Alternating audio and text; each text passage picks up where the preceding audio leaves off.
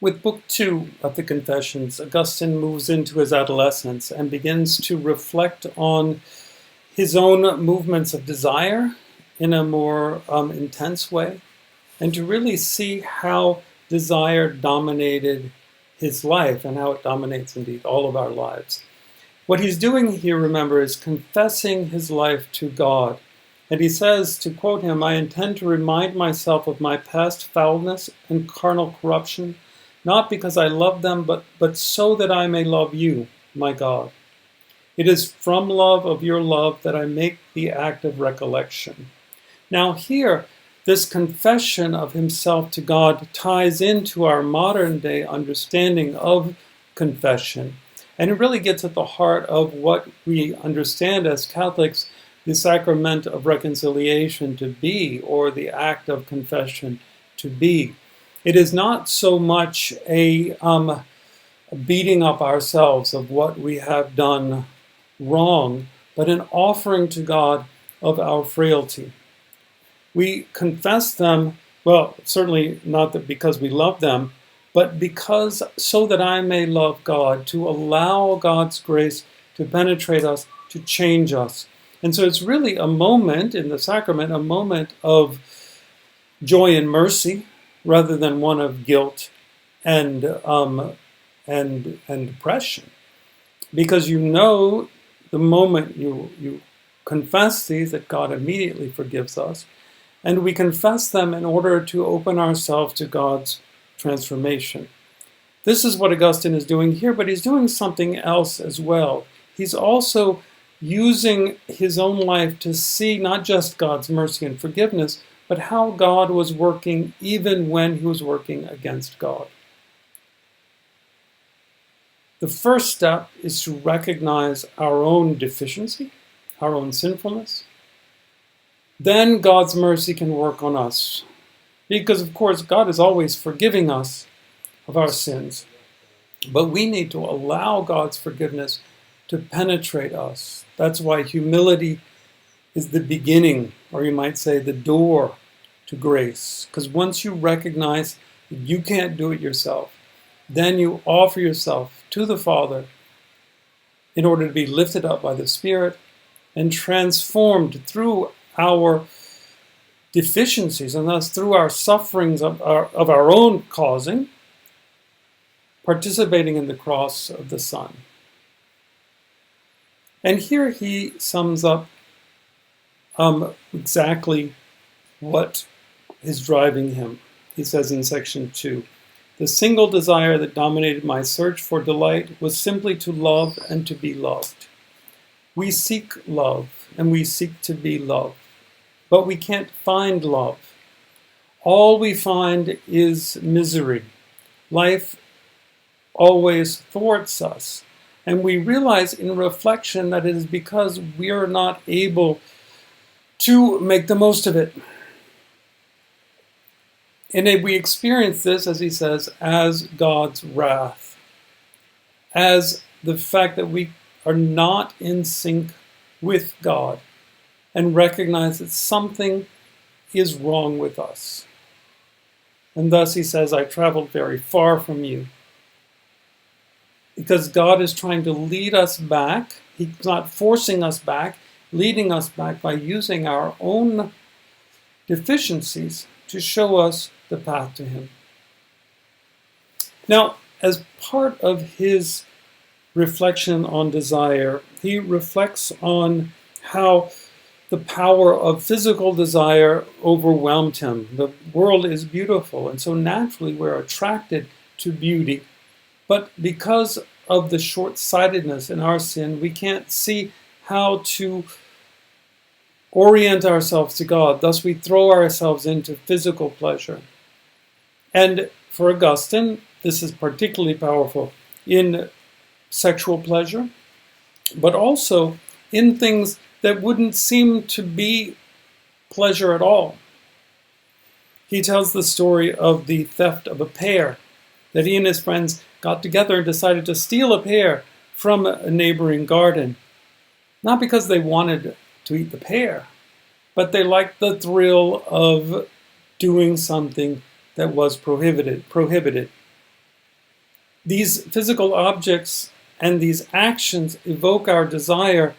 Even the independence of going against the rules evoke our desire. These are not bad things in and of themselves, independence, beauty. But we rejoice in the pleasure, the immediate pleasure that cannot satisfy. And this reveals to us exactly the depths of our problem.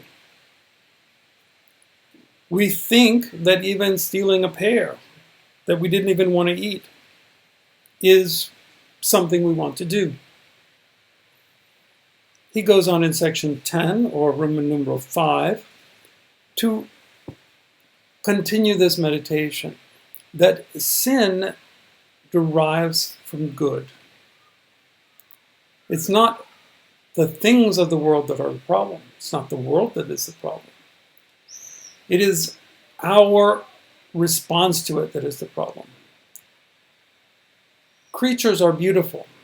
Creatures are to be desired. They rightly evoke our desire. Or to quote him, the life which we live in this world has its attractiveness because of a certain measure in its beauty and harmony. Yet sin is committed for the sake of all those things and others of this kind, when, in consequence of an immoderate urge towards these things, we abandon the higher and supreme goods. So what does this mean? And this is the heart of his analysis of sin. We desire the creature for more than it can give us. And so we want to consume ourselves in the pleasure of that immediate satisfaction that cannot give us long-term satisfaction. The bowl of ice cream is pleasurable because it is delicious. But we get fixated on that pleasure, and so the one bowl of ice cream is good, the second bowl of ice cream is good, the third bowl starts to be less good. The fourth bowl becomes a bit nauseating. And all of it in this overarching desire threatens our health and everything else. This is the same way in all kinds of pleasure that we seek. If we seek pleasure in the creatures, we are always going to be disappointed, because we need to seek pleasure in everything at once. In other words, in the one who is behind everything, God himself, who can only he can bear the infinity of our desire, and only he can satisfy us. Therefore, what we have to be able to do is find pleasure in God, such that the limited pleasures that we get from creatures can be truly pleasurable, passing, fleeting. We don't try to hold on to it, we just enjoy it. And this is something that we cannot learn on our own. The only way we can learn to love God is if we first give up trying to force love out of creatures. And again, this is not something that we can do by our own force. We have to learn the humility of letting God do it. And he does this in his own life when he realizes, as he closes book 2, that really there's nothing that he can do to get him out of this mess. He says he realizes that the pleasures of life give him no lasting joy, and therefore he became, the last line of book 2, became to myself a region of destitution. He reaches this point of despair, which is the beginning of the welcoming of grace. When you recognize that nothing that you can do will bring you ultimate joy, then you can begin to look for that source of joy in God who comes to you.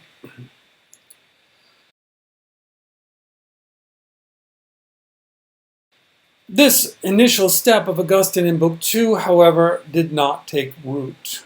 he once again began to try to demand pleasure out of life.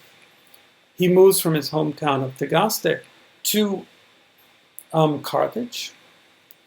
And so now we come to book 3. He says, I came to Carthage, and all around me hissed a cauldron of illicit loves. Again, like a good writer, this first sentence of the book sums up the theme of this book, and indeed the next 2 books.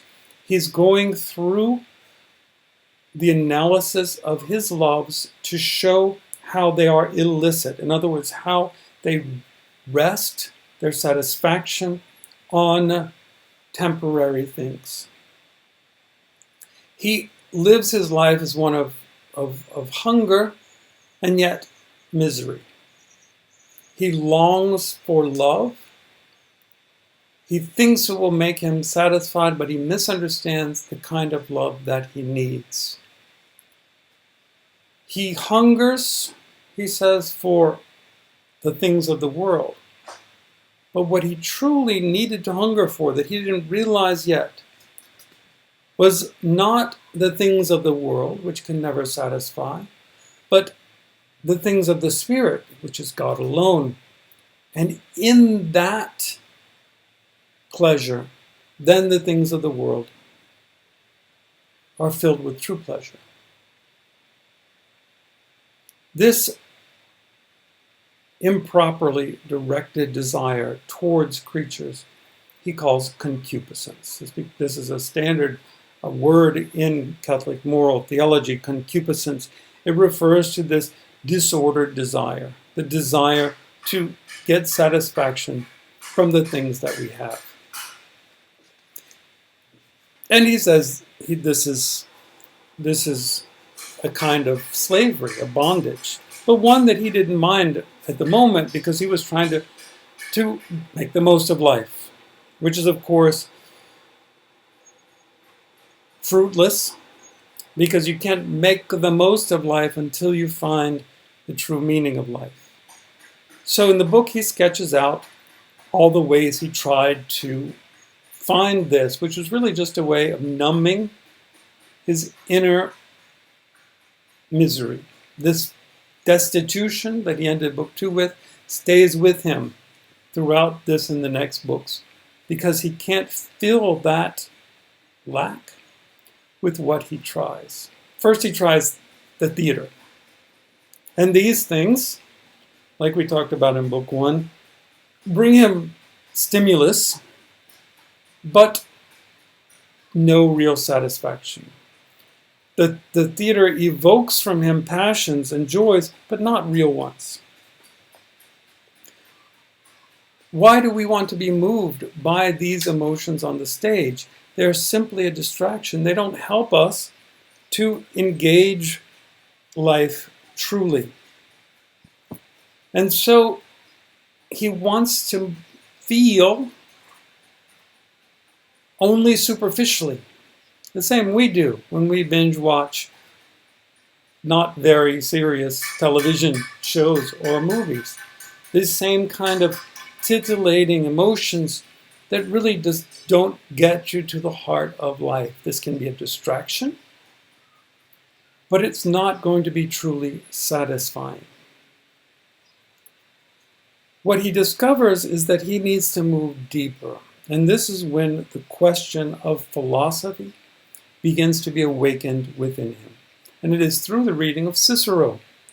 As he's learning rhetoric, learning the ability to speak well, and which will eventually teach, this sense of rhetoric leads him to the questions of the truth. And Cicero shows him that it's only there that he can begin to start to find satisfaction in life. Or to quote him, "Suddenly every vain hope became empty to me, and I longed for the immortality of wisdom." So there begins to be in him a burning for the truth, which he recognizes in writing this, that this was a burning for God, he says in section 8, which is Romans numeral section 4. My God, how I burned with longing to leave earthly things and fly back to you. I did not know what you were doing with me. He didn't even recognize that this was God. He just recognized suddenly a desire and a satisfaction in philosophy. So he turns to what his mother had urged him from a young age, the Christian scriptures. He'd been told that they have truth, but he begins to read them and he finds things that he cannot understand. It seems to him to be children's stories, outlandish things, and so he set them aside. Instead, he becomes attracted to the Manichees. Now, the Manichees were suited for him at this stage of his journey because they had a kind of superficial philosophy, half-truths, truths dressed up in to make it seem more titillating, much like the Gnostics, as Irenaeus had accused them of being. And so he was seeking the truth, but he finds answers in these partial answers of the Manichees. And so instead of following the intelligence of his mind, he says in section 11, I followed the mind of flesh. But, he says, you were more inward than my most inward part, and higher than the highest element within me. So this is an important aspect of Augustine's journey towards God. He hasn't realized it yet, but what he sees once he finds God is that God is not out in the world to be found. God is found as the very stability of our existence within us. What begins to free him from the errors of the Manichees is philosophy proper, Platonism, or at his time we would call it Neoplatonism, but he simply calls it the Platonic books. Recognizing that evil is not what the Manichees said, a separate power at war against the good, but evil is really simply the deprivation of the good. There is no evil being. The world itself is oriented to good, and so he gets the first glimpse of the philosophical notion of God, God being the supreme good, spirit. And he begins to see that God's law can only be what is good for us. Our own orientation to the things of the world have to be a reflection of God's universal law, he says in section 13. But he's not there yet. He's still overwhelmed by this desire to milk the world for pleasure. He realizes that this pleasure badly sought leads to injury. And he sees in this God's punishment. Your punishment, he says, to quote him, is that which human beings do to their own injury. Because even when they sin against you, their wicked actions are against their own souls. And so we have here, again, a definition of sin for Augustine. Sin is an action not only against God, but against ourselves. It is an abandoning of the Creator. It's a loving of our own interests more than God. And if we love our own interests more than God, then we really don't love ourselves, because we are constituted in our relationship to God. To have a just human society, he says in section 17, is to submit to God. Again, this is not a submission that demeans us, but by orienting ourselves to God, it's the only way that we can live fully. He's still, though, not free from the Manichaeist perspective. He's got some of these hints that the Manichaeist perspective is not right, but he's still enthralled by them. Now, just a footnote, in case you don't know what Manichaeism taught, the Manichees taught that there were two gods, an evil God and a good God, or rather two principles to existence, the good principle and the evil principle that were at war with one another. And it was our task in life to learn how to stand on the good principle and against the evil one. The evil one is manifest in materiality, in flesh, in body, the good in spirit. And so there was always for them a war between the spirit and the body. And you had to learn how to reject the body and to find the spirit. Augustine found this attractive. But as we'll see, it's not based on any sound, reasonable principles. Because there were certain practices that you do so as not to lose your spirit and get it lost in your body, like certain things you wouldn't eat, because if you eat the wrong things, then your spirit might escape, because certain foods produce spiritual things within us, and that spirit escapes from us through these bodily emissions, and so your good spirit might escape from your body. Just a bit bordering on the ridiculous, but he doesn't realize that yet. Book 3 concludes with a reflection on Augustine's mother, Monica. Monica is, of course, Christian. She's been begging her son, Augustine, to be Christian, and she sees him lost in this Manichaean religion. But she wants him to find the truth. So she prays for him. She prays for him over and over again, and she receives a vision in a dream that she shouldn't give up on him.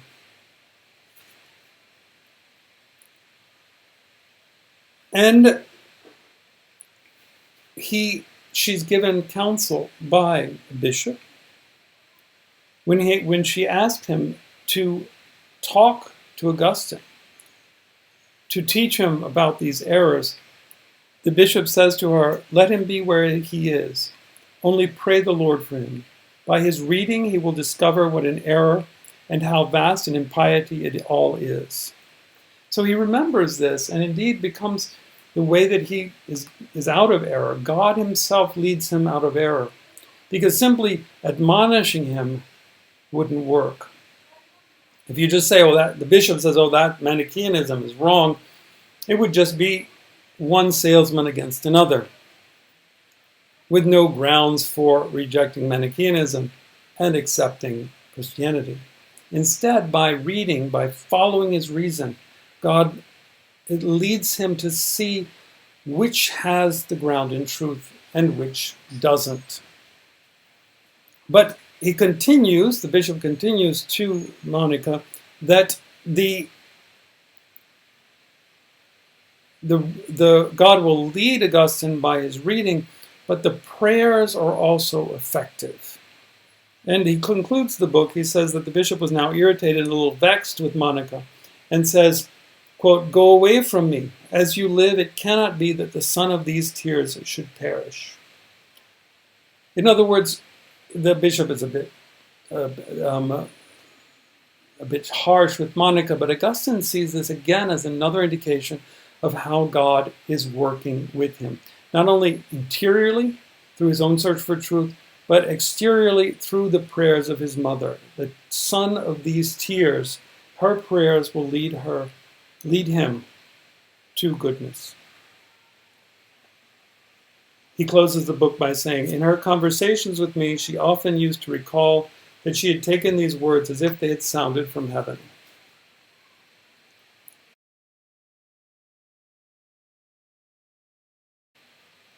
Book 4, he continues on his journey of falseness. He continues with the Manichaeans, and he gets enthralled with teachers of rhetoric. In other words, celebrities, people that speak well. He thinks, this is great. And so he wants to be with those who are famous so that can kind of rub off on him.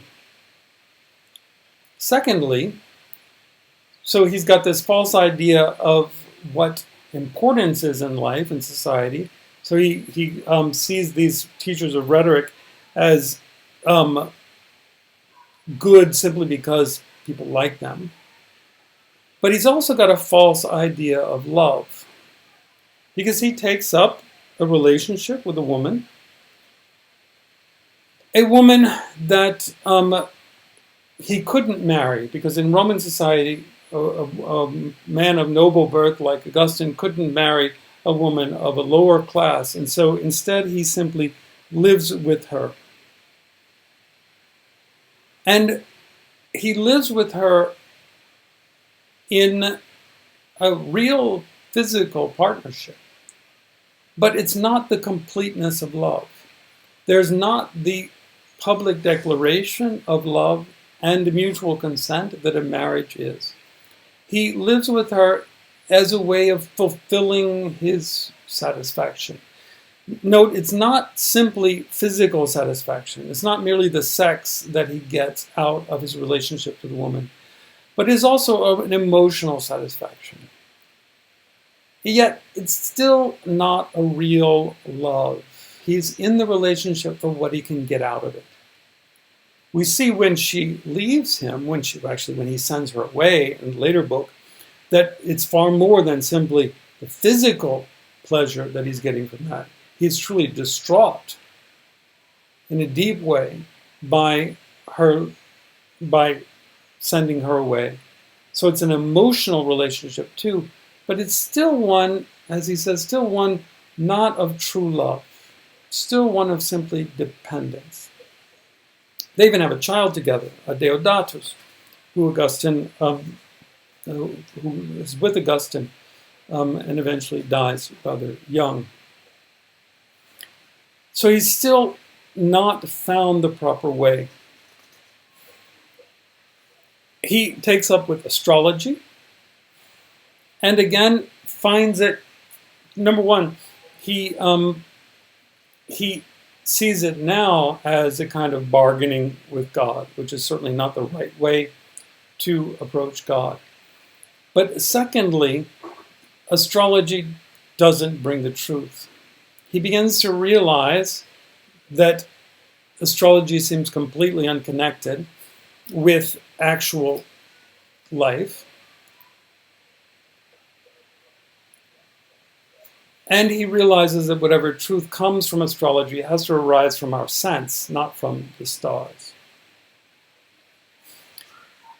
He then moves on to talk about another relationship problem that he had.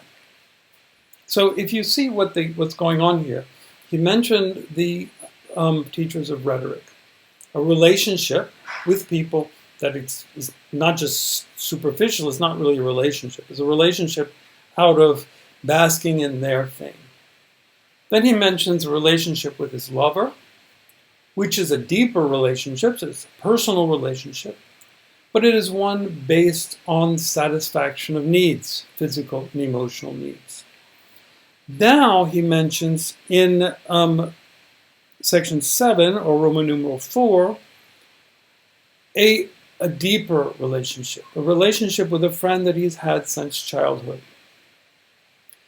This relationship is one that is beyond physical pleasure or emotional pleasure. It's a relationship of the soul. The man that his friend is a soulmate to him. They share everything. But yet it is not the same kind of relationship he has with his lover. It is truly you might even say, non-dependent relationship. They just like the same things. They share the same experiences. And you would think this is a positive relationship. This is a true love that he has with his friend. But yet, as he describes it, as he reflects back on his life, he realizes, number one, it's a jealous friendship. He doesn't like that his friend got baptized. He wants his friendship on his own terms. And worse, when his friend dies, it destroys him. Grief, he says, darkened my heart. Everything on which I set my gaze was death. Only tears were sweet to me. And in my soul's delights, weeping had replaced my friend. In his grief, over the death of his friend, he is completely overcome. Why? Why is he so distraught? And he realizes, as he describes this in the course of these several sections of the book, it's because he had the wrong relationship with him. Even though the relationship with his friend was better than the one with the celebrities, it was better than the one with his lover because it wasn't so dependent on pleasure, it was still a love that was not truly love. He says, I loved him as if he would never die. In other words, he was counting on his friend to, again, fulfill a need, this time a spiritual need. How dare he not fulfill that? And so he made his friend the substitute for God. Or as he says in section 13, which is Roman numeral 8, the reason why that grief had penetrated me so easily and deeply was that I had poured out my soul on the sand by loving a person sure to die as if he would never die. The greatest source of repair and restoration was the solace of friends with whom I loved what I loved as a substitute for you. And this was the vast myth and a long lie. He realizes here that the joy that he took from his friend was really a demand of his friend that he fulfill this spiritual need. So he wasn't really in a relationship with his friend. He was in a relationship with, again, a need that he had.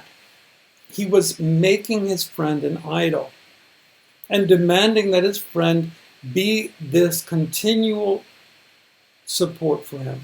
Of course, this demand didn't express itself in his friendship in coercive ways, except in that count of baptism, but it was a demand nonetheless. That's why his death destroys him.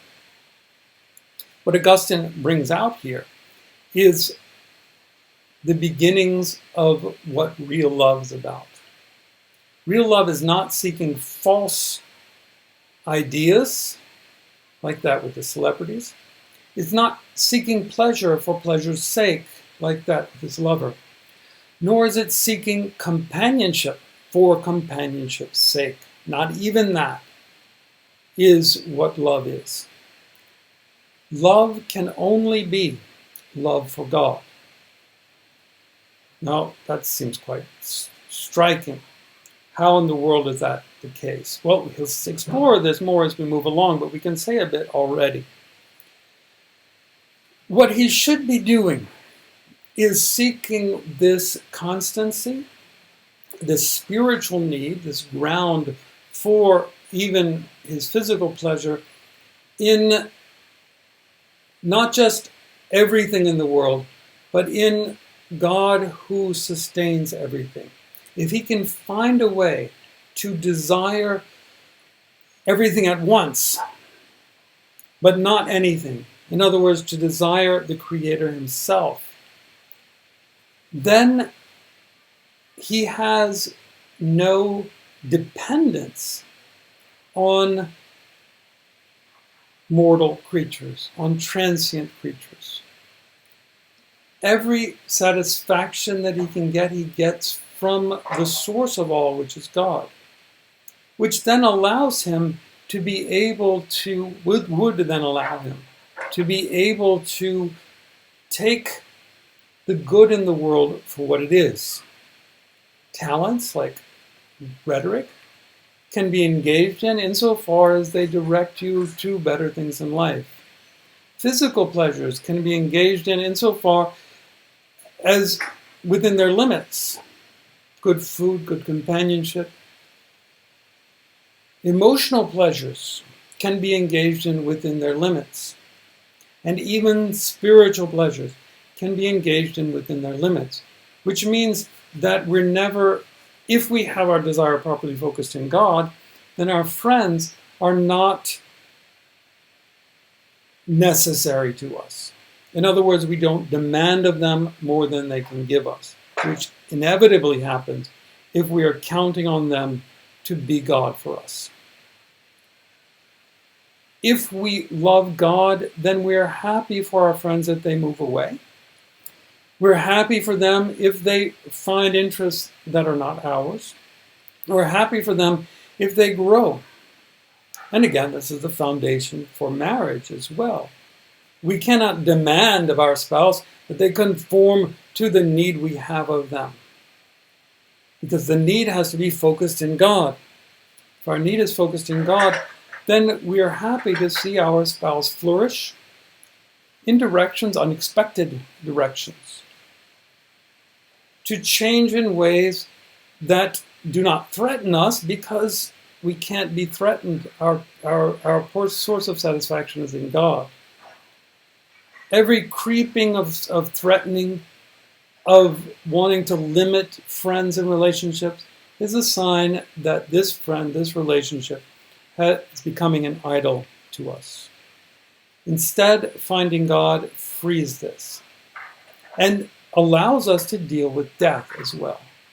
Of course, grief in death is a proper response to the loss of someone special in our lives.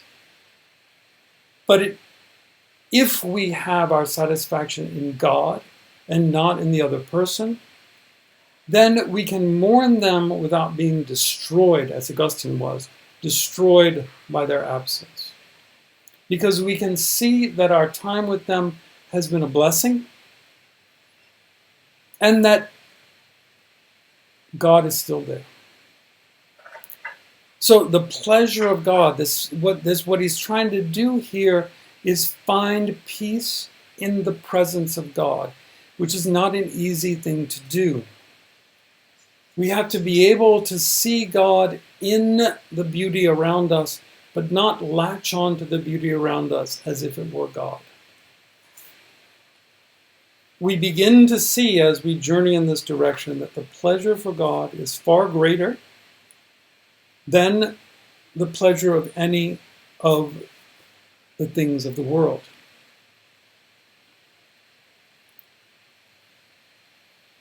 As he says in section 18, or Roman numeral 12, if physical objects give you pleasure, praise God for them and return love to the Maker, lest in the things that please you, you displease him. In other words, you can get caught up in the goodness of the world and they can block your access to God. Instead, you need to turn your eyes to God.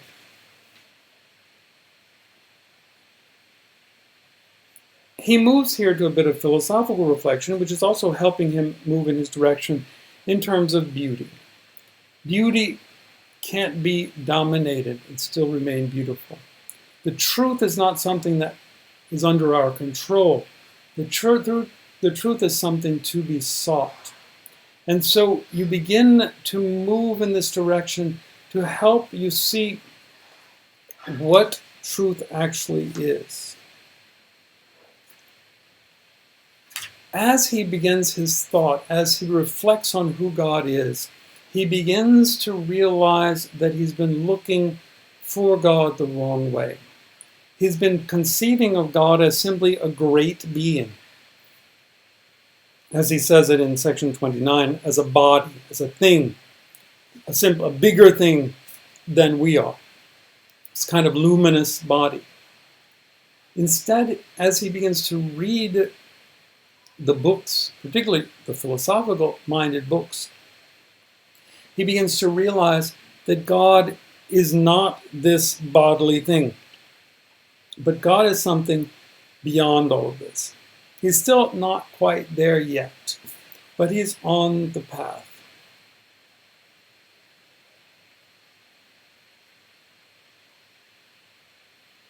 He ends book 4 with a prayer that we are finding our home.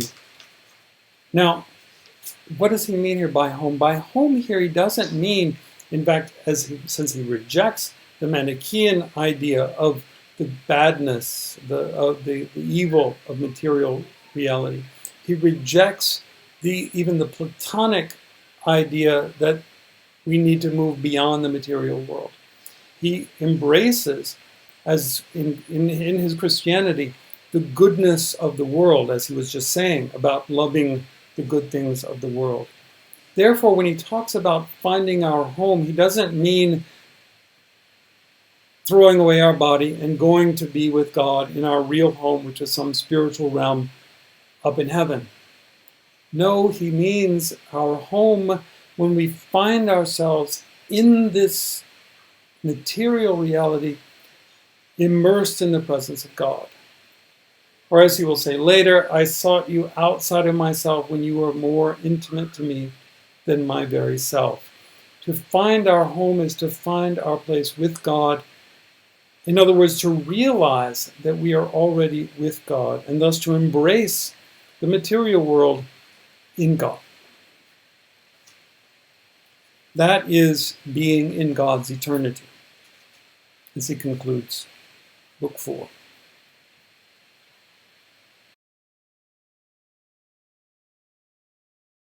Book 5, Augustine begins to move out of his enthrallment with the Manichaeans. And the theme that runs through this book is the role of knowledge in coming to the truth, but also in opening the way for faith. And we have here in Augustine this centerpiece of Christian theology, that faith complements reason, and that reason helps to better ground us in the faith.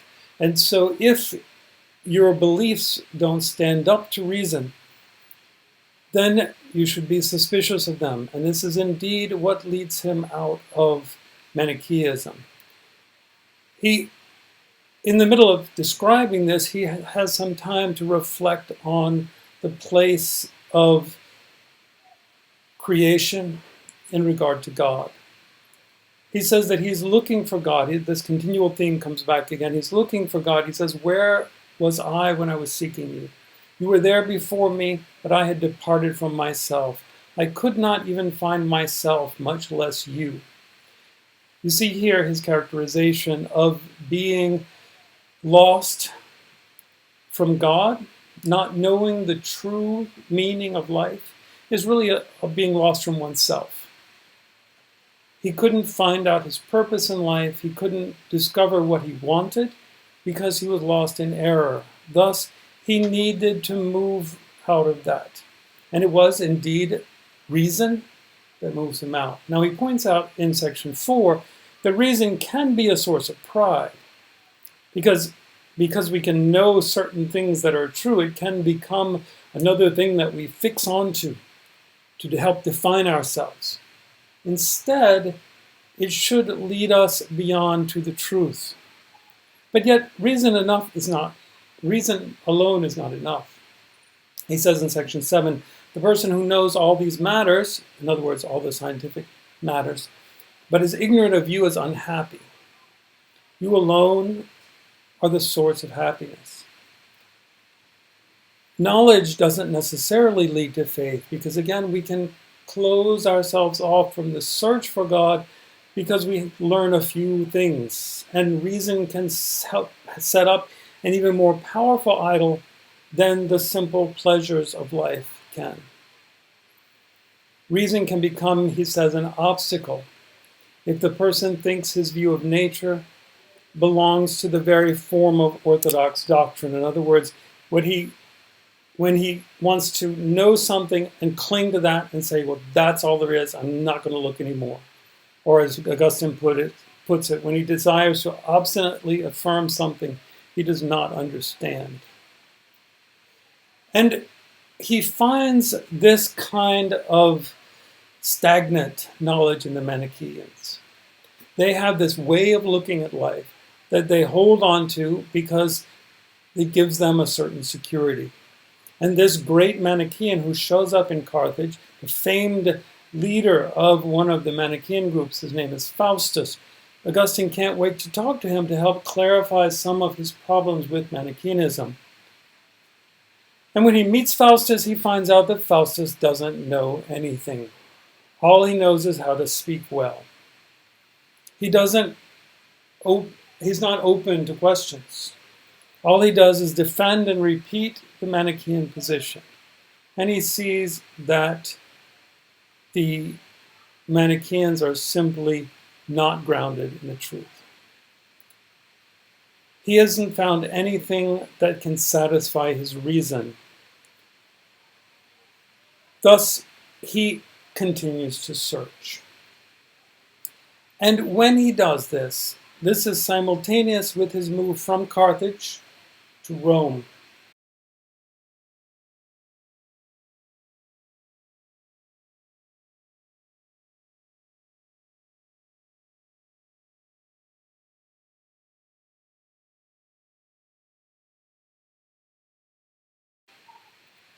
He's moving out of North Africa, which is where Carthage is, and moving to Rome and eventually to Milan. He moves out of Carthage, if you remember, because he was teaching in Carthage and he found the students there too irresponsible. They didn't apply themselves. They didn't want to study. So he comes to Rome with the hope of finding more serious students. But then he gets sick. And so he has to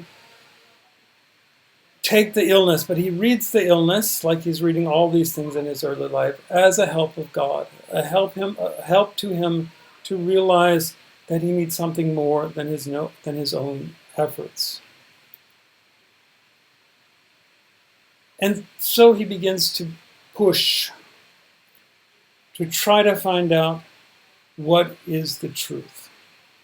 He's tempted to consider the Catholic faith of his mother, but he still sees it as not hardy enough from an intellectual perspective. His intellectual error is blocking him. After a bit, he gets disgusted with teaching in Rome. Why? Well, the students in Rome are more serious than that in Carthage, but they're simply dishonest. The custom, was that you would teach a group of students and that they would pay you at the end of your series of lessons. These students would leave before the end of the cycle and thus think that they didn't have to pay Augustine. So he wasn't making any money on his teaching. And so he decides to go to Milan. And we can see at the end of Book 5 that when he arrives in Milan, that he finds there some beginning of what he is seeking. And this he finds in the bishop, Ambrose. Because as he said, Ambrose was known throughout the world as among the best of men, devout in worship. But what he finds in Ambrose is a keen intellect that takes the scriptures and the faith seriously. He's got an eloquence, but the eloquence is grounded in reason, in the truth. And so what he finds in Ambrose is the best of the oratorical skill that he liked, the best of the spiritual language that he liked from the Manichaeans, but a grounding in the truth that clears away the falseness of mere rhetoric and the falsity of the Manichaeans. And so he begins to be attracted to Ambrose. But as he describes it, it's in those stages. He's first attracted to Ambrose for his rhetorical skill, for his oratory skill. And only gradually does he start to pay attention to what Ambrose is talking about. The end of Book 5 shows him deciding to leave the Manichaeans, but yet still refusing to entrust himself completely to the Catholic Church. Nonetheless, because of his respect for Ambrose, he decides to try it out. He enters among the rolls of the catechumens, urged on by his mother, so that he can try it out.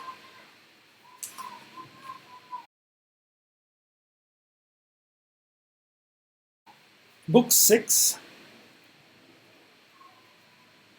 is his key shifting point in his intellectual journey. Remember, there's this journey of desire that is pushing him along ever since he was very young, and the journey of the intellect that began when he came into late adolescence and early adulthood that pushed him along as well. So you've got the will, and then the intellect moving him. In chapter 6, it is his intellect that finds repose first. He begins book 6 by talking a bit about his mother, because his mother had come to Milan to be with him. And he talks about how upright Monica is, and how she had gone through some weakness in the past, but now she is the emblem of piety.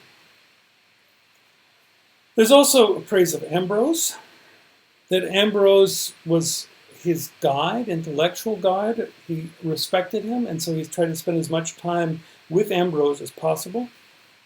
And as a little footnote, you see that Ambrose had a skill that not many of his time had. He said, very often, when we were there, we saw him silently reading and never otherwise. After sitting a long time in silence, we used to go away. We supposed in the brief time, etc., etc. We wondered if he read silently, perhaps to protect himself in case he had a hearer interested and intent on the matter, whom he might need to discuss it with. Ambrose does the strange thing of reading without speaking. Apparently, in Augustine's day, it was normal to read while verbalizing the words to yourself. For Ambrose to sit there and read silently was something that struck Augustine as interesting and unique. That's the end of the little footnote. So then he moves along. He talks about his mind trying to understand things, and he finds to the God of Ambrose that what has been blocking him from seeing the truth of the church was that he read things too literally. He says he was been barking against not against the Catholic faith, but against mental figments and physical images. He had been refusing to try to understand what the church was saying, what the scriptures were saying, and he was just taking what it said without probing it. And under the guidance of Ambrose, he began to see that church teaching was much richer, the scriptural message was much richer than he thought. And he discovered that many things that the church taught was true. And indeed, the objections he had were not really what the church taught. So he comes to a new appreciation of what the church had said. And he begins to be intellectually open. But he still refuses to desire the church. In other words, to put his life into practice according to the church's vision. He says, by believing I could have been healed, but he doesn't want to throw himself in. He thinks that he's going to be giving up something by joining the Catholic Church. And so he refrains. He stays back.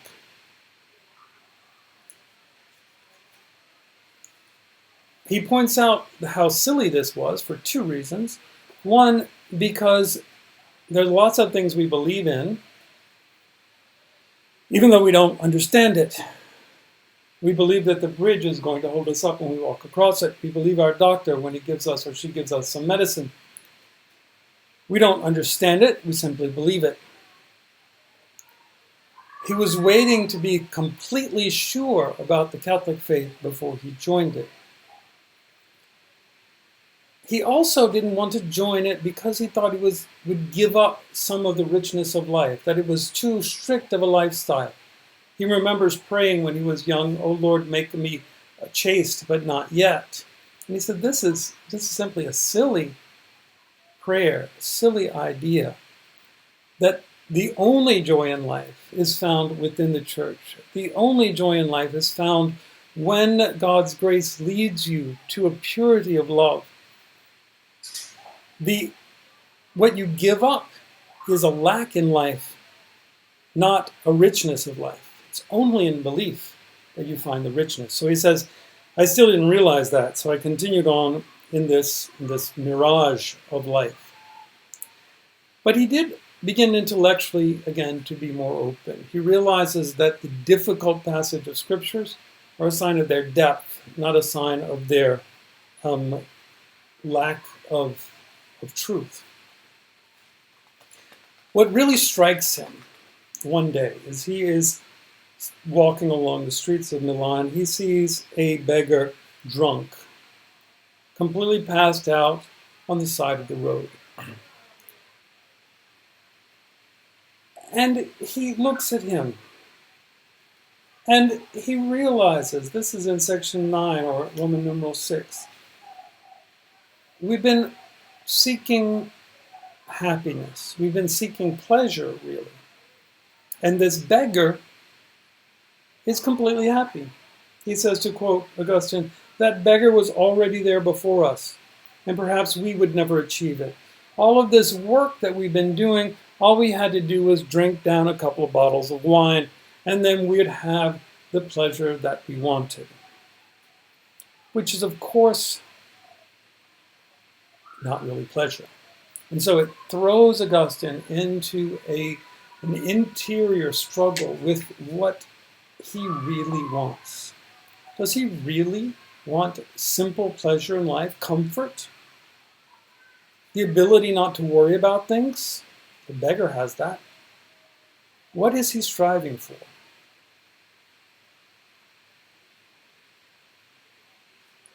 He makes a little excursus about his friend Alypius, who was overcome by the enthrallment of the gladiator games. And he says this is a kind of pleasure that is, he thought it was pleasurable, but all his friends could see that it was destroying him. That's exactly the state where Augustine is in his life right then. He's clinging to a sense of life that is aimed at comfort, physical pleasure, and it is destroying him because he's not clinging to the deeper truth. He wants to be free, but being tied to all of these desperate searchings for pleasure, he is not free. Only if he can find the truth of life and live according to the fullness of life will he be truly free. But true happiness seems impossible for him. Section 18, he continues to reflect how in the world, how can we find the truth? In the midst of this, he sends away his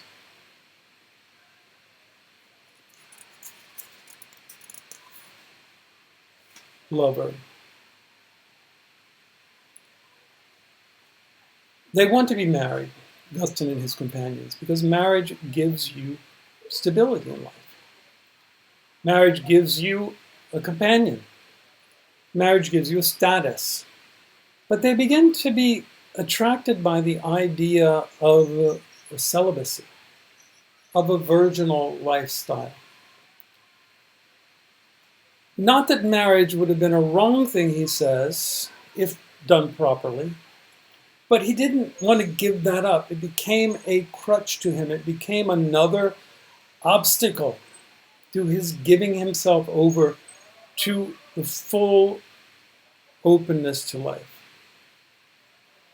So he goes ahead with his mother's designs of getting him married. Now, his mother finds for him someone that he can marry, someone of his own class, but she is not yet old enough to get married. She's 2 years too young to be married. And since the marriageable age in Rome at the time, in the Roman Empire at the time, was 12, this means that she's 10, and he has to wait for her to be married. So he sends away his lover, his companion, the mother of his child, and he is completely distraught, as I was mentioning before, about that. But he shows even this distraughtness, even this pain of leaving his lover, shows him that there must be something more.